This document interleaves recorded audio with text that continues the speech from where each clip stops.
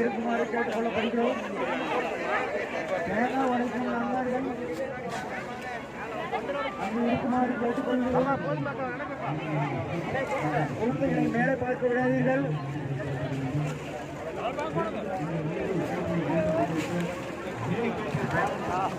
தேங்காய் உடைக்கும் நண்பர்கள் இல்லாததால் தேர் சக்கரத்தில் தேங்காய் உடைத்துக் கொண்டிருக்கிறார்கள். தயவு செய்து தேங்காய் உடைக்கும் நண்பர்கள் எங்கிருந்தாலும் தேருக்கு பின் வரவும். விநாயகர் தேருக்கு பின் வந்து தேங்காய் உடைத்துக் கொடுக்கவும்.